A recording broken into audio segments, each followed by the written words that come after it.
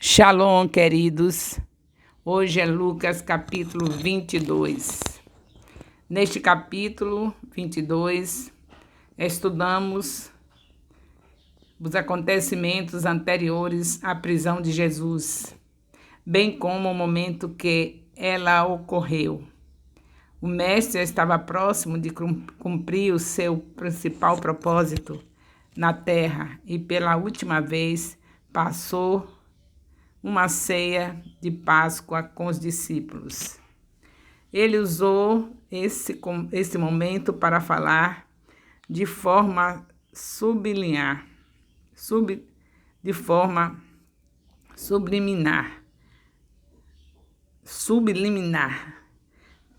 sua morte e sobre quem iria traí-lo, além de dar instruções necessárias para os seus seguidores. Louvado seja Deus. Em seguida, o Senhor foi ao Monte das Oliveiras preparar-se em oração para o maior desafio de sua jornada, onde foi traído pelo seu discípulo Judas e preso pelas ordens dos mestres da lei e fariseus, o que deu início ao seu grande sofrimento.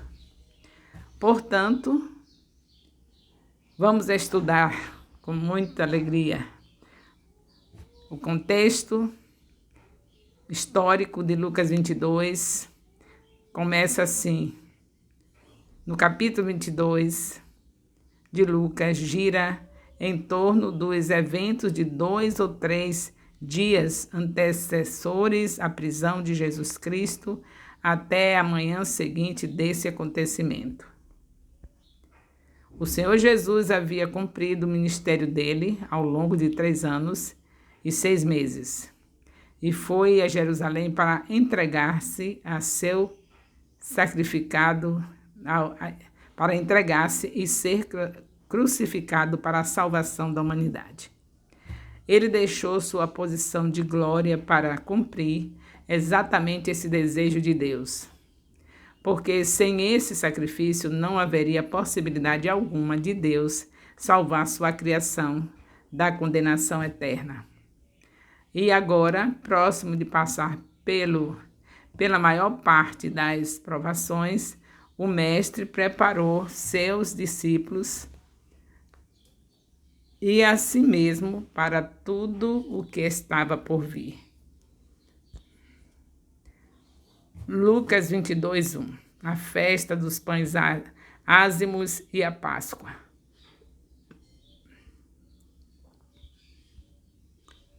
Louvado seja Deus. Nos tempos do Novo Testamento, festa dos pães ázimos e Páscoa era praticamente a mesma coisa. Para os judeus, a Páscoa era uma ceia que comemorava a noite em que o anjo da morte passou sobre a casa dos judeus no Egito, cujos batentes das portas estavam cobertos com o sangue de um cordeiro pascual. Êxodo 12, de 1 a 14. Levítico 23, versículo 15. A festa dos pães ázimos durava uma semana e vinha logo depois da Páscoa, comemorando a saída do Egito. Êxodo 12, 14 a 20. Levítico 23, de 6 a 8. Estas festas eram comemoradas no mês que corresponde março ou abril nos dias de hoje. Lucas 22, de 2 a 6. Os principais sacerdotes e os escribas. E ele foi no seu caminho e comunicou aos principais sacerdotes e capitães como ele poderia traí-lo. E eles se alegraram e concordaram em lhe dar dinheiro, e ele prometeu e buscava uma oportunidade de trair na ausência da multidão.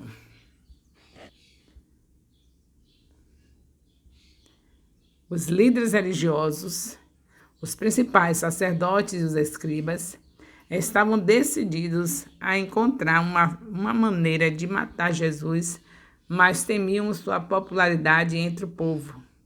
A oportunidade perfeita bateu à porta deles quando Judas Iscariotes, um dos apóstolos, motivado por influência satânica e por dinheiro, concordou em trair o mestre. Lucas 22, 7. Dia dos pães ázimos. Desde o início da semana da Páscoa e das festas dos pães ázimos, todo levedo e fermento eram excluídos dos lares judeus. Neste sentido, o dia dos pães ázimos era o dia em que o cordeiro pascual era sacrificado.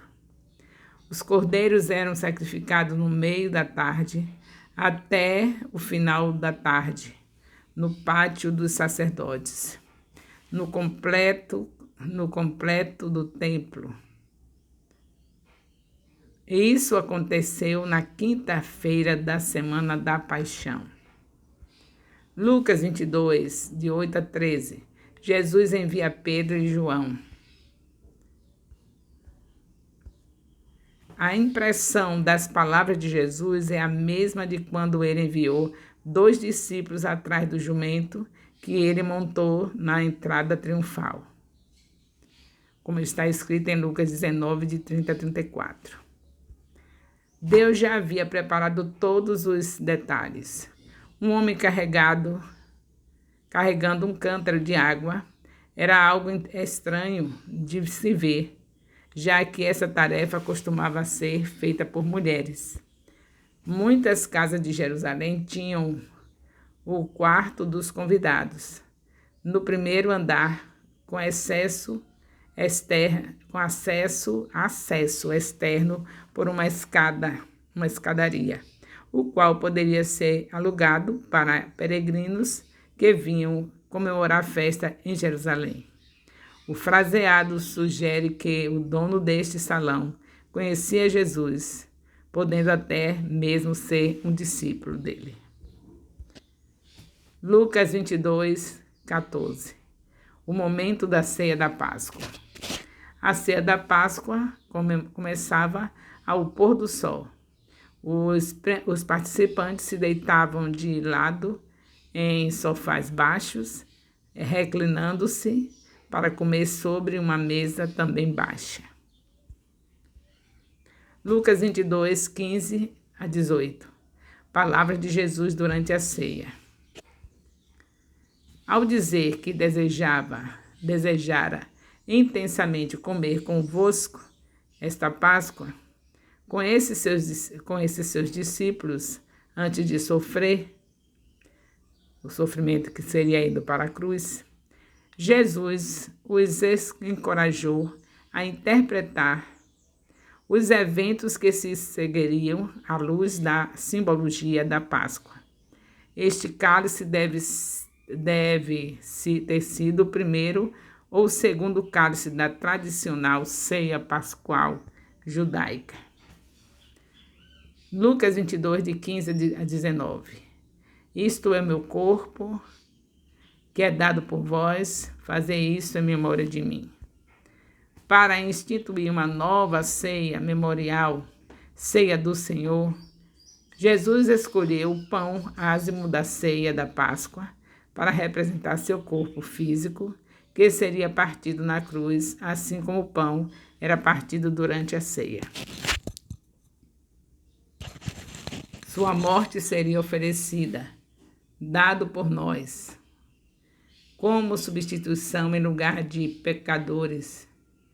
Todos eles mereciam morrer por seus pecados. Ele estava morrendo em lugar dos pecadores, porque todos nós merecíamos morrer por nossos pecados. Lucas 22, 20. Novo significado ao cálice depois da ceia. A nova ceia memorial também deu novo significado ao cálice depois da ceia. O cálice foi reinterpretado, passando a indicar o sangue de Cristo, derramado como pagamento dos pecados pelo supremo e derradeiro Cordeiro de Deus. João 1:29. Jesus é o Cordeiro de Deus que tira o pecado do mundo. A menção do Novo Testamento relacionada ao sangue derramado por Cristo significa que o novo pacto há muito profetizado por Jeremias 31, de 31 a 34, se cumpriria na morte de Jesus na cruz. Lucas 22, de 21 a 22. Parte do plano de Deus. Judas era culpado de trair Jesus, mas resta o caso de que tudo o que ele fez foi determinado, planejado por Deus como parte do plano que culminaria na crucificação de Jesus. Atos 2, 23. Lucas 22, de 23 a 24. Contenda entre os discípulos de Jesus. Lucas é tenaz e sincero acerca da maturidade dos discípulos. Depois de uma experiência espiritual tão tremenda como a ceia da Páscoa, dirigida pelo próprio Senhor Jesus, eles estavam discutindo entre eles quem era o maior. Será que eles entenderam tudo errado? Lucas 22, de 25 a 27. O maior entre vós será como o menor. O fracasso desses versículos, o fraseado desses versículos é bem diferente de Mateus 20, 25 a 28, sugerindo que os apóstolos discutiram sobre grandeza mais de uma vez. A grandeza do mundo se baseia em poder, reconhecimento público, mas Jesus ensinou que a grandeza espiritual requer humildade e sacrifício. Jesus é o nosso exemplo, pois veio habitar entre nós como quem serve. Lucas 22, de 28 a 30. Jesus designa um reino. Os apóstolos permaneceram ao lado de Jesus em suas tentações, os julgamentos, ao lado de Jesus em suas tentações, os julgamentos em suas provocações, em geral, e não nos julgamentos que em breve ele iria enfrentar perante a autoridade romanas e judaica. Eles permaneceram ao lado de Jesus em suas tentações. Mas na hora daquele momento difícil, perante as autoridades judaicas, eles não estavam.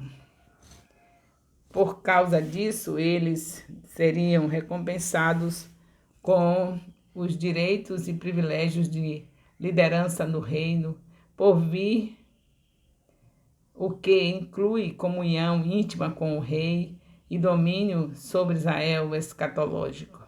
Mateus 19, 28. Eles teriam recompensa.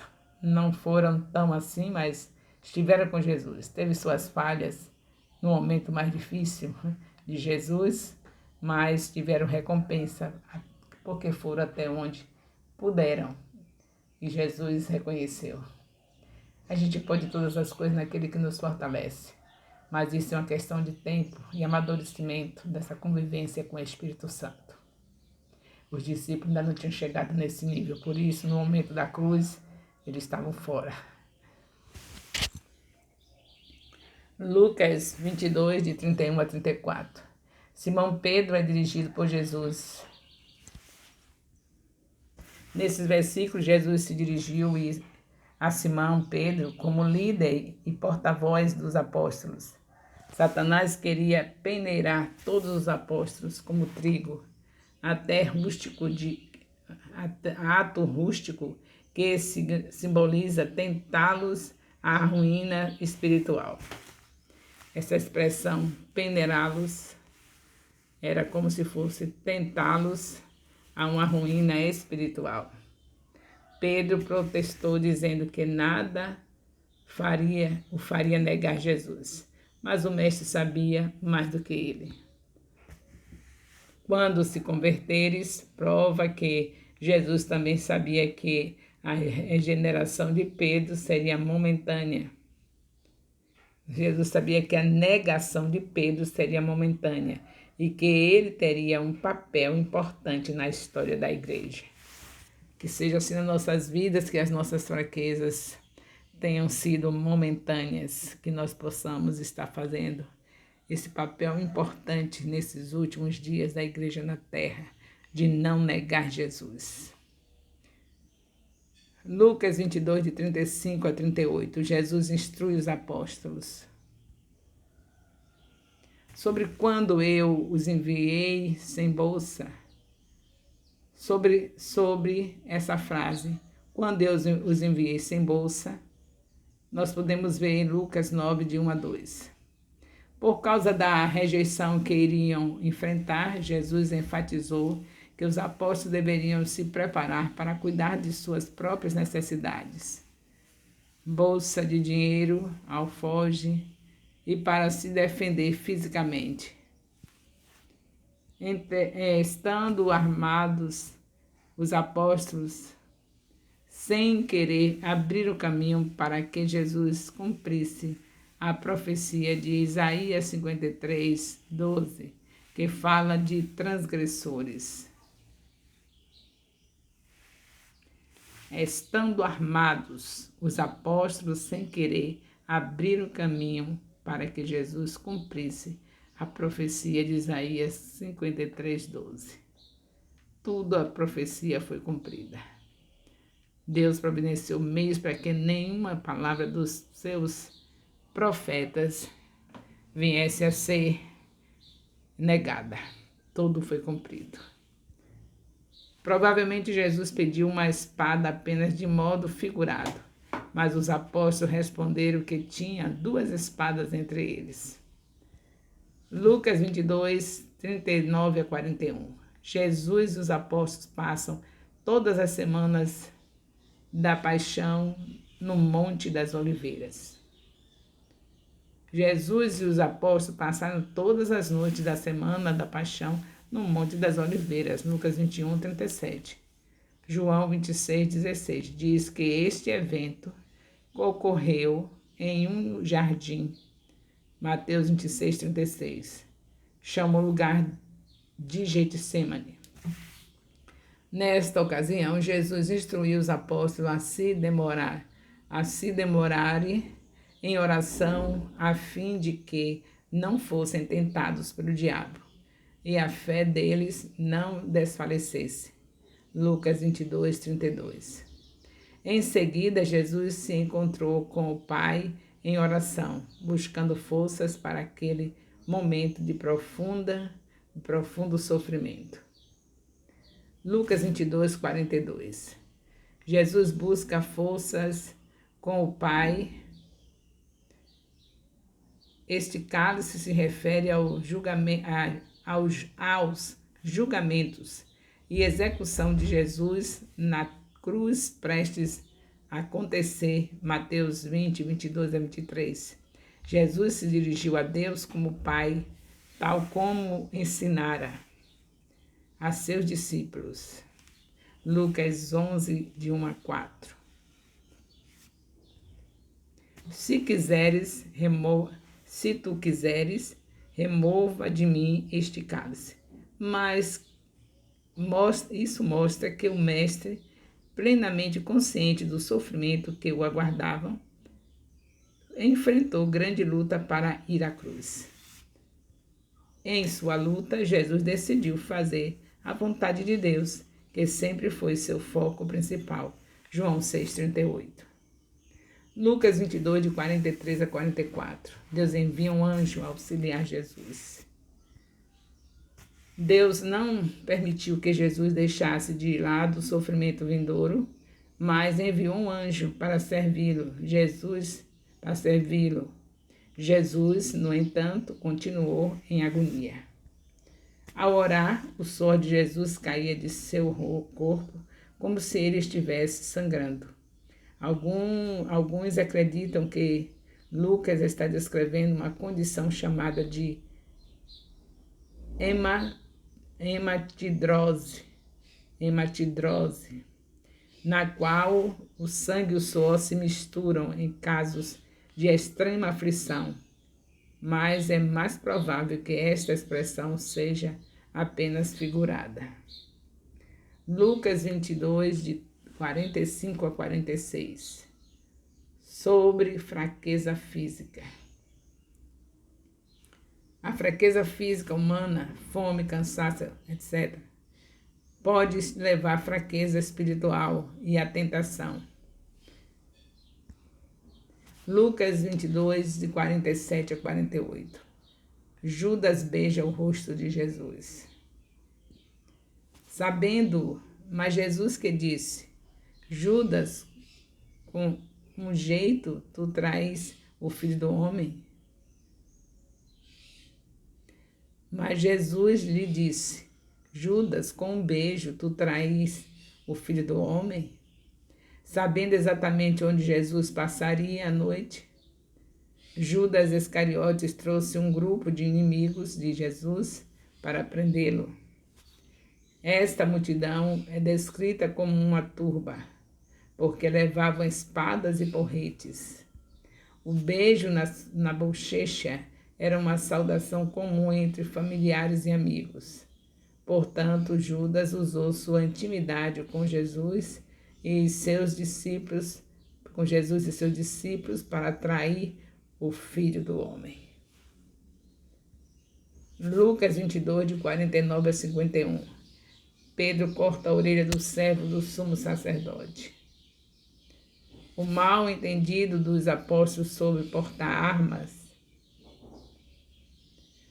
espada, que nós vemos nos versículos 35 e 38, chegou ao clímax. Lucas não disse quem foi o apóstolo que cortou a orelha do servo do sumo sacerdote, mas João, capítulo 18, versículo 10, revela que foi Pedro. Permiti que eu chegue até estas três palavras tão concisas quanto misteriosas na boca de Jesus têm se prestado a diversas interpretações. Uma delas, já bastante tradicional, é que Jesus está dizendo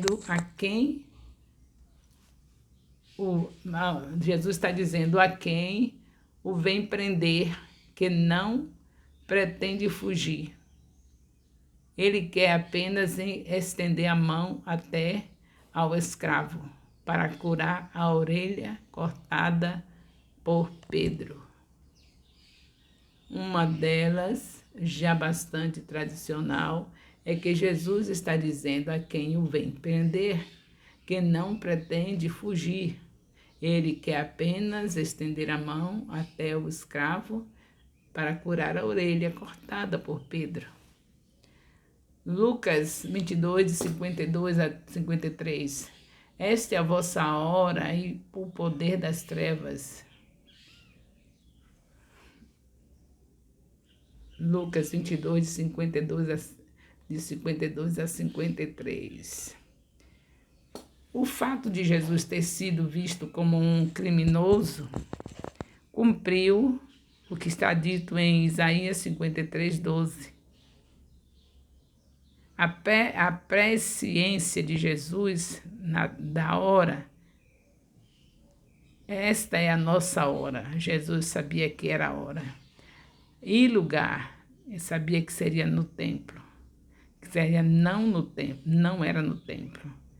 De sua precisão, indica que tudo estava saindo de acordo com o plano de Deus. O que ele falou é porque tudo estava sendo de acordo com o plano de Deus. Mesmo que os principais sacerdotes e os anciãos estivessem agindo em conjunto com o domínio das trevas, ao prendê-lo, mesmo assim, Jesus disse que estava sendo tudo feito de acordo com as palavras dele, estava sendo feito de acordo com a vontade de Deus. Lucas 22, 54. Jesus é levado à casa do sumo sacerdote.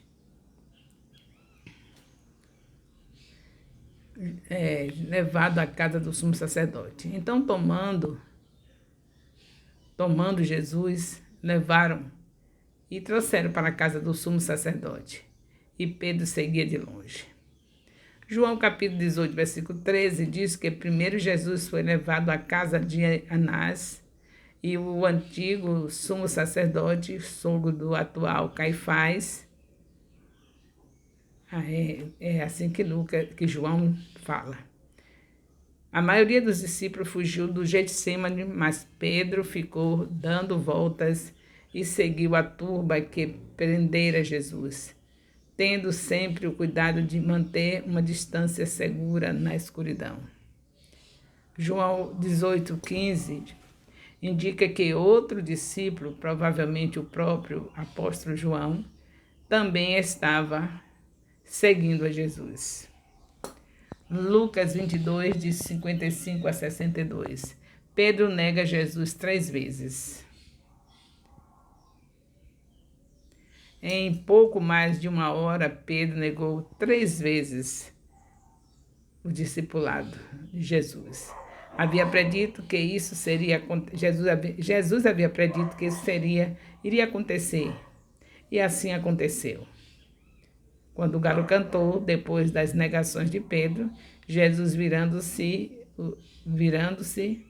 o Senhor olhou para ele. No mesmo instante, Pedro lembrou-se da predição de Jesus e chorou, vertendo lágrimas de vergonha e remorso. Quando Jesus estava dentro da casa do sumo sacerdote, devia haver uma janela aberta ou uma porta onde ele pudesse olhar para o pátio e encontrar o olhar de Pedro. Lucas 22, de 63 a 65. A maneira horrível como Jesus foi tratado. A maneira horrível como Jesus foi tratado nas mãos dos soldados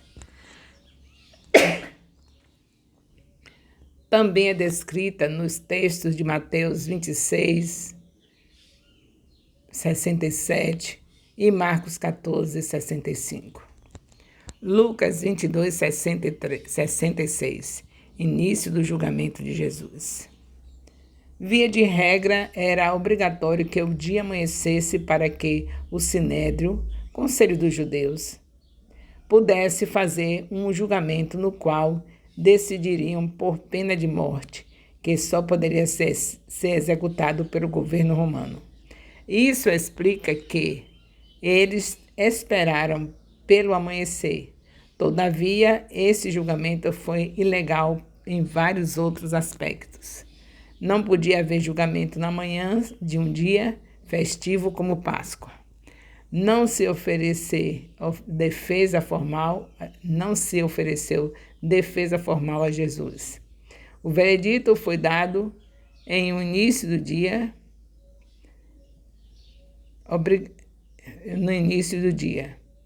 e eram 2 dias obrigatórios para crimes capitais. Lucas 22, 67, 69. Jesus se identifica como o Filho do Homem. Numa manobra tática, provavelmente para que Roma não pensasse que Jesus queria subir ao trono vazio de Israel, Jesus não deu uma resposta direta quando lhe perguntaram se ele era o Cristo. Sabendo que não poderia esperar tratamento justo da parte dos membros do Sinédrio, Jesus se identificou como o Filho do Homem, que iria se assentar para julgá-los em um tribunal muito superior àquele no céu, à direita do poder de Deus. Lucas 22, 70 a 71. Jesus diz que é o Messias ao Sinédrio. Explicação. O Sinédrio entendeu quando Jesus disse que era o Messias, mas quis apanhá-lo em uma blasfêmia mais direta, alegar que era o Filho de Deus.